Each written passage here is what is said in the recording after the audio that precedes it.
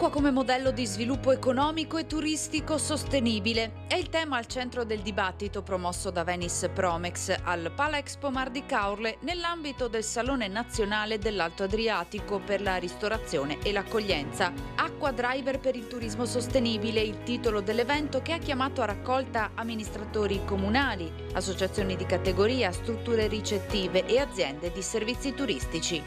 E noi possiamo avere uno sviluppo assolutamente sostenibile nel turismo ed ecco quindi il concetto dell'acqua, ovviamente dove qui ne siamo veramente immersi, ma vedere l'acqua proprio quale elemento e quale strumento per uno sviluppo economico dell'intera area. Il massimo del suo valore può essere anche quello di estendere quel turismo e fare in modo che non ci siano dei picchi su alcune aree, penso alla città di Venezia, ma distribuirlo proprio come fa l'acqua quando scorre nei nostri fiumi, perché è l'intero territorio che dobbiamo sviluppare. Operatori istituzionali e economici del settore turistico provenienti da tutto il Veneto, a confronto dunque per riflettere sul ruolo cruciale dell'acqua, fondamentale l'apporto delle camere di commercio. Abbiamo tanti impegni e opportunità con le Camere italiane all'estero per incentivare ancora di più il turismo.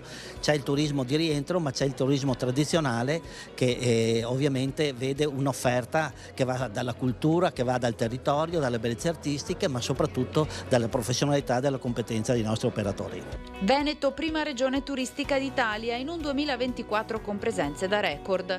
Alte le aspettative di crescita per la prossima stagione estiva. Se c'è la voglia di non lasciare nulla al caso, io credo sarà ancora una stagione positiva, sapendo che non sarà di facile raggiungimento del successo, però come in tutte le cose nulla è regalato, quindi sono ottimista. Il mercato estero continua a scegliere il nostro litorale per le vacanze, segnali positivi per quanto riguarda l'estate 2025.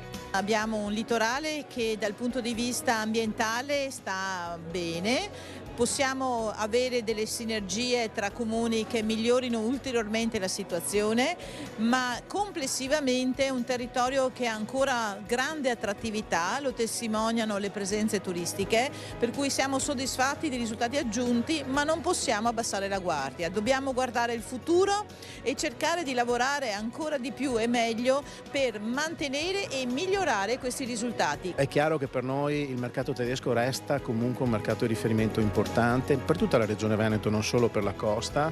È un mercato alto spendente, è un mercato che ci consente anche di sviluppare dei prodotti di una certa qualità e quindi noi continueremo a guardare con grande interesse e a cercare anche di essere sensibili a quelle che possono essere delle esigenze. Acqua risorsa chiave dunque per il futuro di un turismo sempre più sostenibile e attrattivo.